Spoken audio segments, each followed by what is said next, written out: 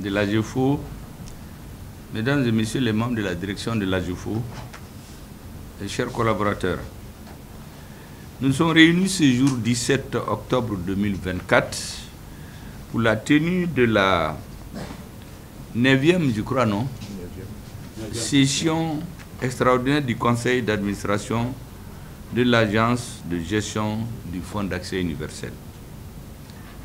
À l'entame de mes propos, mesdames et messieurs, je voudrais avoir une pensée pieuse pour toutes les victimes et les populations sinistrées de notre pays, mais aussi pour les autres, celles dans les autres pays membres de l'AES, victimes d'inondations qui ont causé des pertes en vies humaines, des blessés ainsi que d'importants dégâts matériels. Le gouvernement de la République du Mali, prenant la juste mesure de la situation, a tenu le 23 août dernier, comme vous le savez, sous la haute présidence du président de la transition, chef de l'État, un conseil des ministres extraordinaire qui a fait le point de la situation avant de prendre des mesures appropriées. Dans la même dynamique, il a été pris un décret déclarant l'état de catastrophe nationale sur l'ensemble du territoire national. En m'inclinant pieusement devant la mémoire de toutes les personnes décédées à la suite de ces inondations pour lesquelles nous prions le bon Dieu pour un repos éternel, je formule le vœu de prompt rétablissement pour les blessés. Vous savez qu'à la suite de ce conseil des ministres, régulièrement maintenant, presque chaque semaine, le comité interministériel qui examine les conséquences des inondations se réunit pour faire un examen holistique de la situation afin de faire des propositions au président de la transition. Par exemple, la question de l'ouverture le 4 novembre prochain fera l'objet de discussions approfondies afin que nous puissions faire au président de la transition le fait de soumettre des propositions si cette date sera maintenue ou reportée.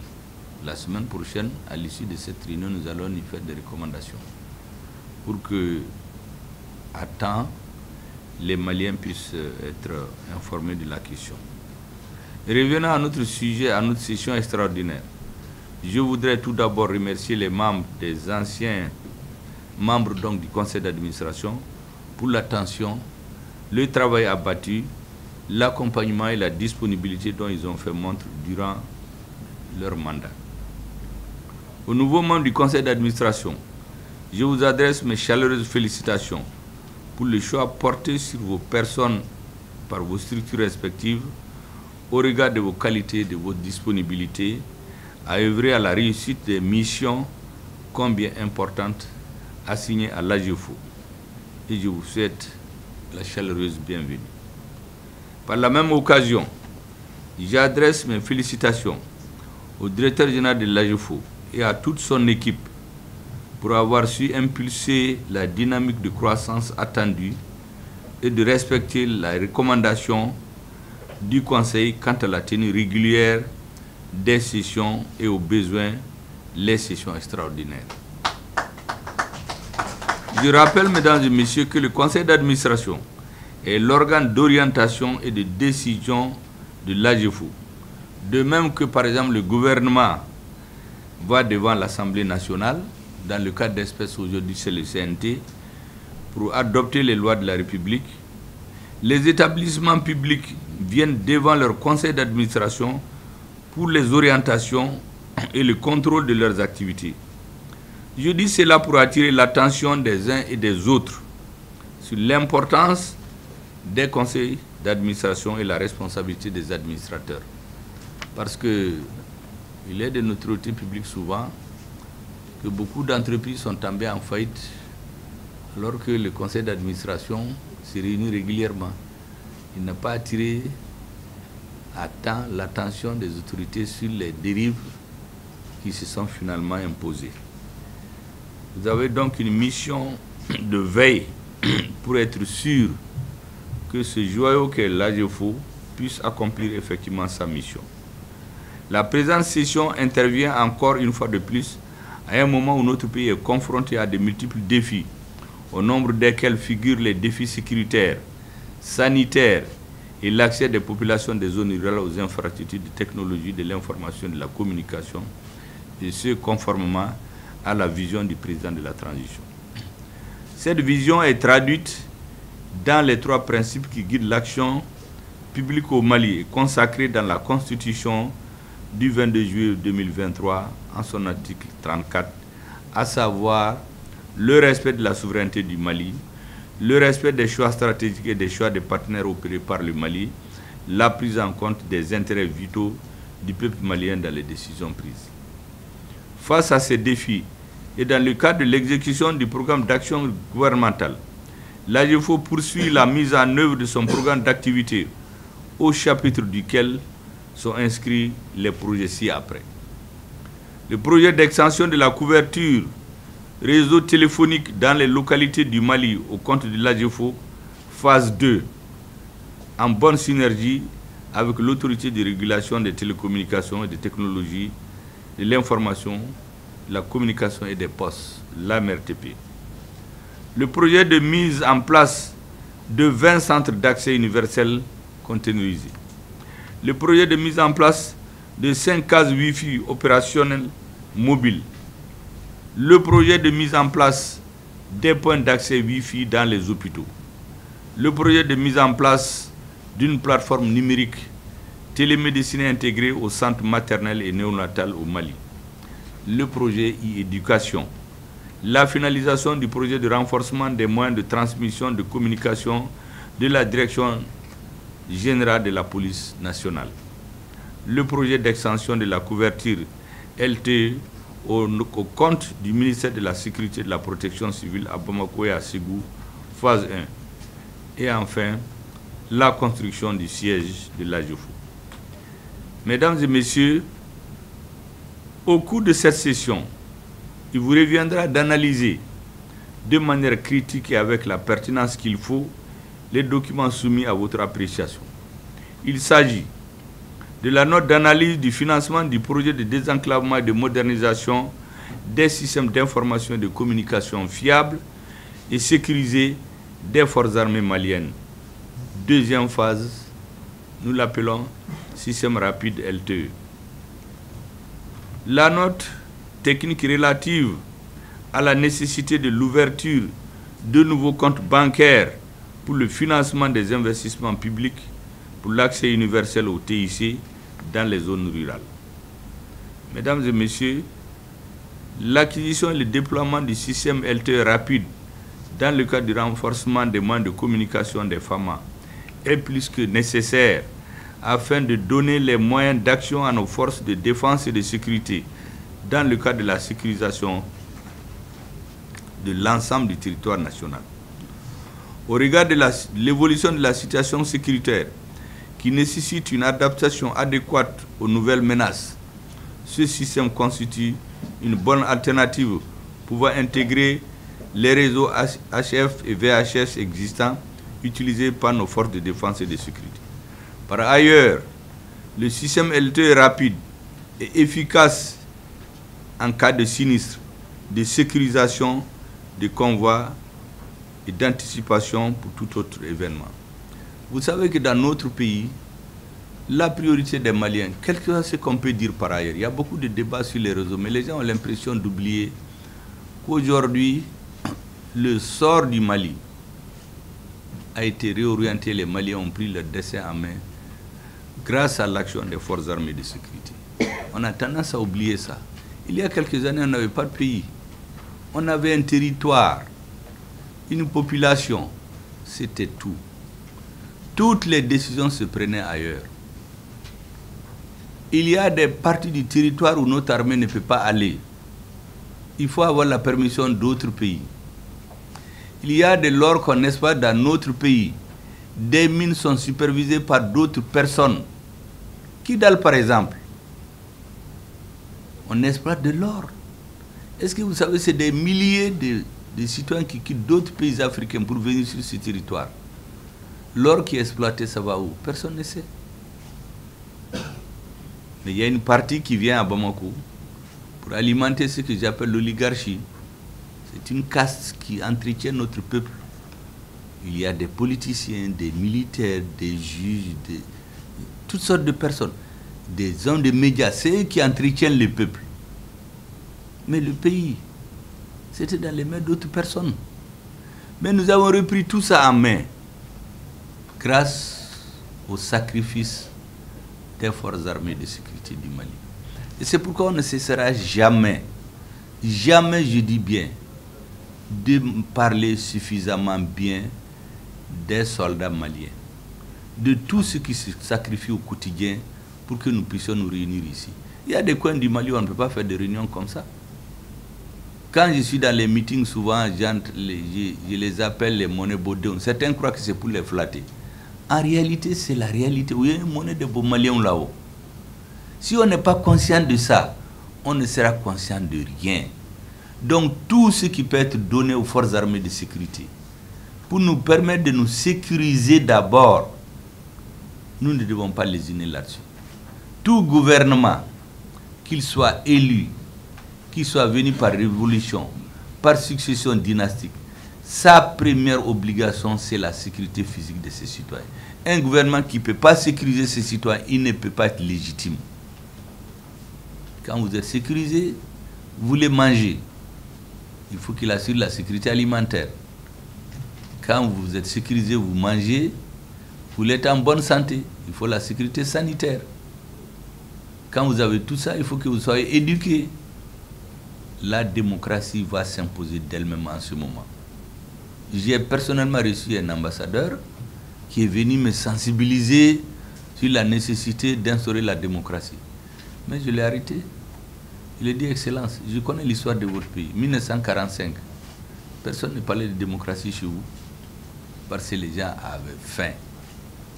Vous aviez un gouvernement, un président qui a décidé de mettre le règlement de la question alimentaire en top priorité.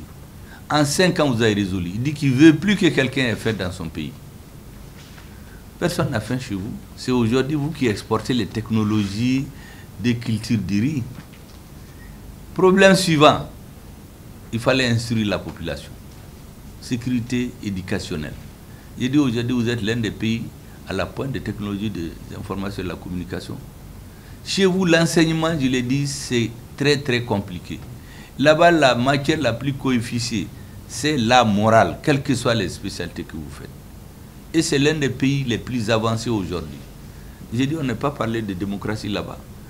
Je lui ai donné le nom du président. J'ai dit, cela, la personne l'a élu. D'ailleurs, il a été renvoyé après. Parce qu'on disait que c'était un militaire.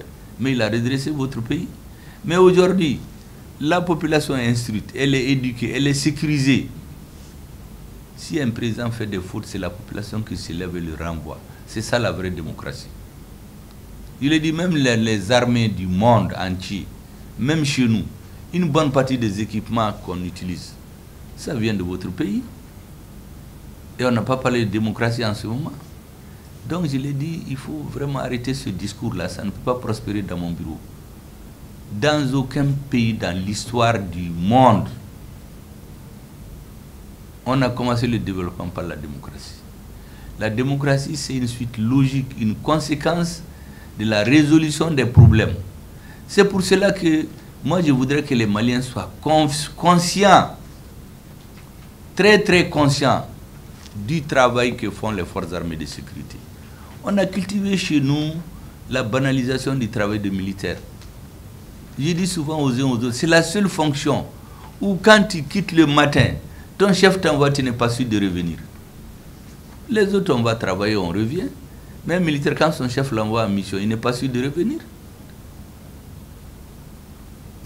Et ça, on ne le perçoit pas trop. Vous savez, quand l'oxygène, là, c'est quand on vous le coupe là, que vous sachiez ce que ça veut dire. Moi, je vois souvent des débats au Mali. Les gens ne savent pas qui on était il y a quelques années. Est-ce que vous savez qu'il y a quelques années, même pour aller à Kidal, les ministres vont à l'aéroport, ils peuvent passer la journée. Le soir, on leur dit qu'il n'y a pas de place. Ils prennent leurs bagages et retournent. Aujourd'hui, ce n'est pas possible. Si un ministre va à l'aéroport, le ministre la défend, les militaires maliens le transportent sur n'importe quel coin du territoire. Moi, j'étais au Burkina et au Niger, j'ai voyagé par des avions de l'armée. Quand les Maliens voulaient partir souvent à Kidal, on leur dit de cacher le drapeau du Mali. Ce n'est pas possible aujourd'hui. Des ambassadeurs vont, il y a même un ambassadeur qui a eu le kilo de souhaiter la bienvenue à la délégation malienne à Kidal. Mais tout ça, c'est terminé. On a enterré les Maliens dans les fosses communes. On ne peut pas les enterrer normalement. Mais on a l'impression qu'on a oublié tout ça. On est dans d'autres débats aujourd'hui. Nous, on fait ce qu'on peut. Mais Assimi Goïta n'a rien à voir avec les inondations. C'est dans tout le Sahel. Dieu seul sait ce que nous faisons tous les jours. Et donc, je voudrais vraiment vous sensibiliser. Je me suis longtemps étendu sur ça pour vous dire que le programme, la partie de notre débat qui concerne l'armée, elle est vitale. Il faut qu'on la comprenne. Ce n'est pas n'importe quelle décision. C'est une décision qui sera valable pour tous les Maliens. Mesdames et messieurs, en ce qui concerne le second point de l'ordre du jour, relatif à l'ouverture des comptes bancaires, il nous revient que de sa création à nos jours, le fonds d'accès universel géré par l'AGEFO est logé dans un seul compte ouvert dans les livres d'une banque de la place. Toutes les opérations relatives aux dépenses d'investissement et de fonctionnement de l'agence sont effectuées sur ce compte, y compris celle de la régie d'avance qui a pour objet le paiement au comptant des menues dépenses et des dépenses urgentes de fonctionnement. En effet, à l'instar de certains établissements publics qui disposent de plusieurs comptes bancaires, l'AGEFO souhaiterait disposer d'autres comptes bancaires, conformément à l'adage qui dit qu'on ne met pas tous ses œufs dans un même panier. Vous savez, ici, j'ai besoin de vous donner quelques explications pour ceux qui ne comprennent pas le sujet. Moi, j'ai été directeur général de la MRTP. Quand j'étais venu, tous nos sous étaient dans une banque. Les circonstances, ce n'est pas les mêmes qu'aujourd'hui, bien sûr. Il se trouvait que j'avais été ministre de l'industrie du commerce avant. Et nous avions dit que le commerce du détail, ce n'est pas quelque chose qu'on étudie dans les universités. Mais en Afrique, ça s'impose. La plupart de nos opérateurs économiques sont dans l'informel. J'ai donc lancé un appel pour que les commerçants, les petits commerçants, cotisent pour qu'on ait un fonds de départ pour financer leurs activités. Il fallait prendre les femmes qui vendent du charbon, qui vendent des salades, d'autres qui importent du riz, des petits montants, 250 000 francs, 500 000 francs, 2 millions, ainsi de suite. Est-ce que vous savez qu'en une semaine, les petits commerçants qu'on appelle les corboroboutikis là, ils ont cotisé 20 millions. J'ai donc réuni les banques pour dire de voir des lignes de crédit pour qu'on commence à financer l'informel. En quelques mois, dans une région que je ne vais pas citer, le directeur des impôts m'a dit que vraiment maintenant ils ont la paix. Tous les petits boutiquiers là viennent payer eux-mêmes leurs patentes. Parce qu'il y a intérêt là-dedans. Parce que quand on te finance, dès que tu payes, on te donne le double, mais la condition c'est que tu payes tous tes impôts. Ça a commencé à marcher pour tout le monde. Mais lorsque la question s'est posée de débloquer beaucoup d'argent pour financer l'informel dans tout le Mali, la banque où tout le monde a cotisé, le directeur m'a dit qu'il ne peut pas donner plus de 20 millions. Mais je lui ai dit, mais quelle différence entre vous et ma vieille grand-mère qui a son sundouk là? Elle sort de l'argent de son sundouk et donne aux gens. Si vous ne faites pas de prêt, vous n'êtes plus une banque. Dieu a fait que je suis devenu directeur général de la MRTP. Il n'y avait pas d'argent en ce moment. Nous avons mis la pression, on a commencé à avoir de l'argent. Des milliards. On a commencé à les diversifier. J'ai regardé les banques qui ont joué le jeu avec l'État. C'était la BMS et la BRS. J'ai viré tout l'argent de la MRTP dans ces banques-là. On avait plus de 8 milliards dans la BRS, plus de 10 milliards dans la BMS et les autres banques. Parce qu'on s'était dit, de toute façon, ces banques aussi financent les activités des Maliens.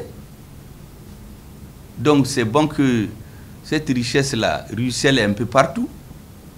Mais l'autre risque, c'est que l'une de ces banques-là, elle est tombée en faillite à frais. Les 8 milliards là sont partis.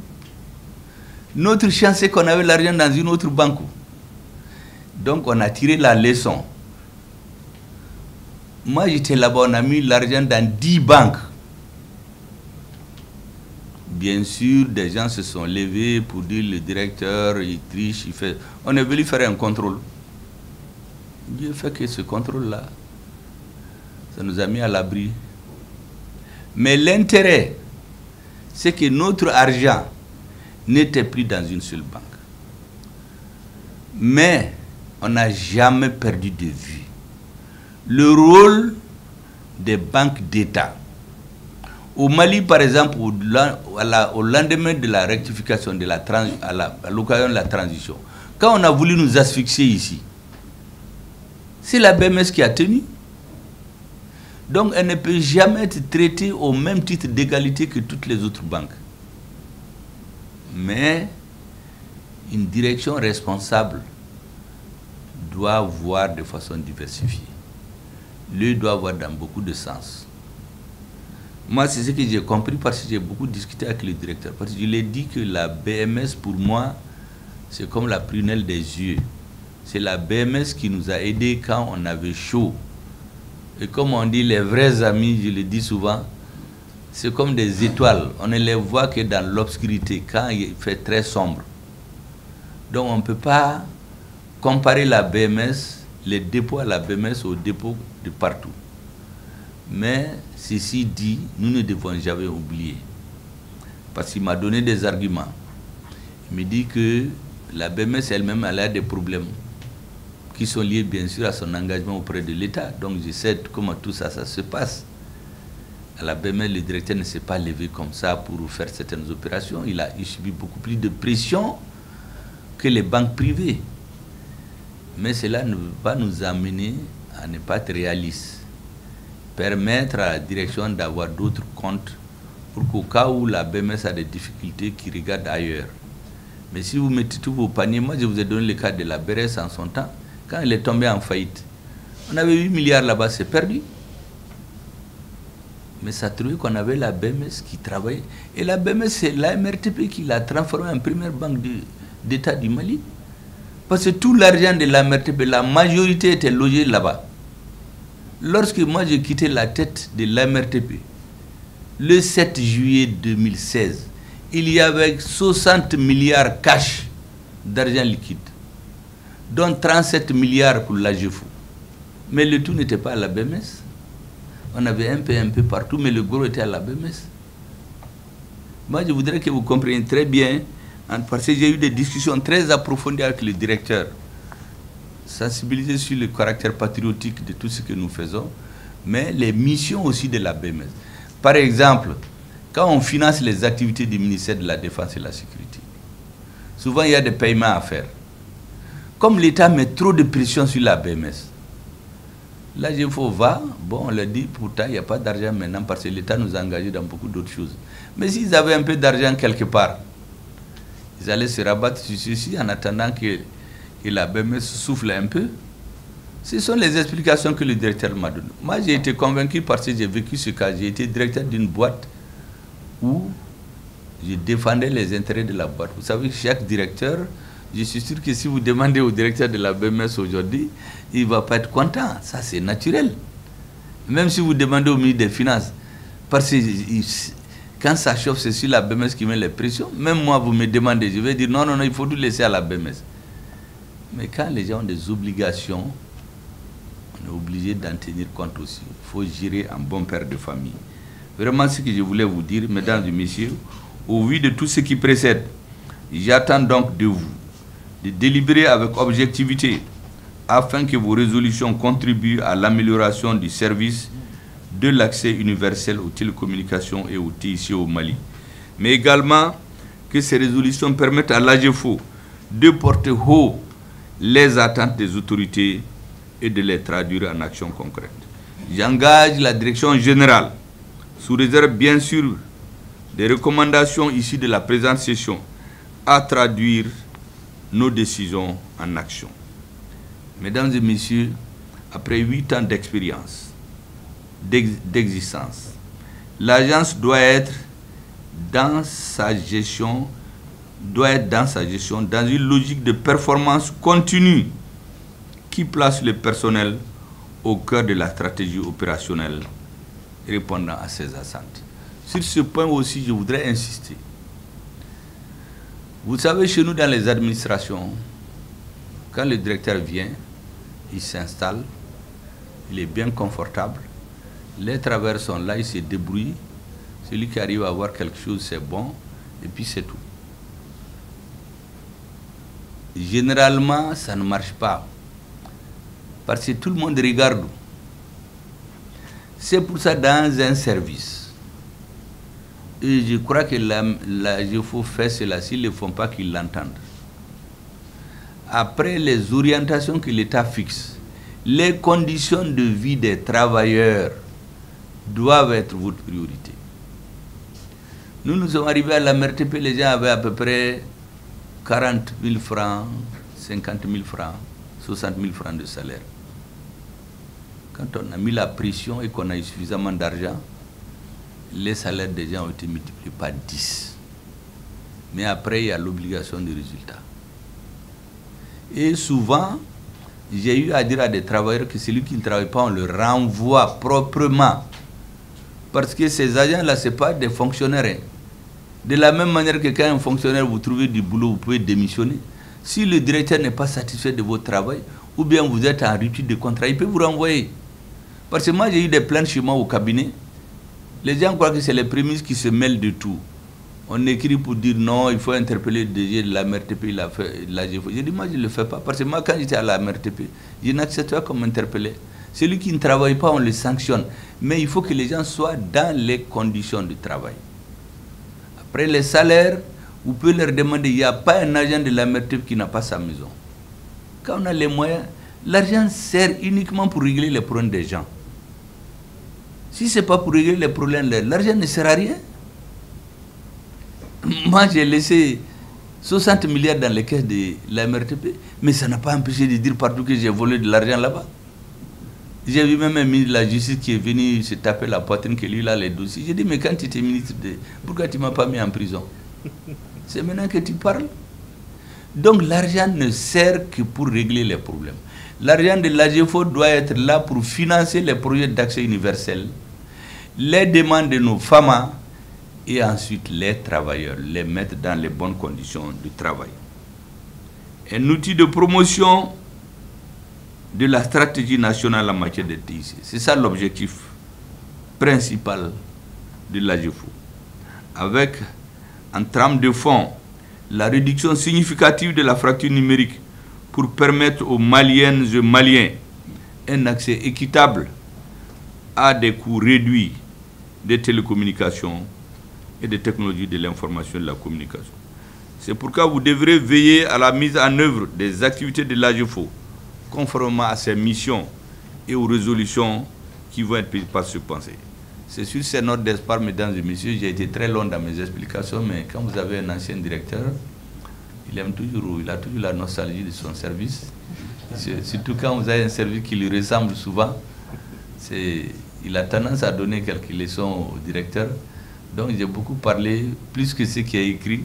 C'est sur ces notes d'espoir donc que je souhaite bons travaux au conseil, en vous demandant d'être extrêmement vigilant et à la direction de remplir son rôle, tout son rôle et rien que son rôle. Merci bien.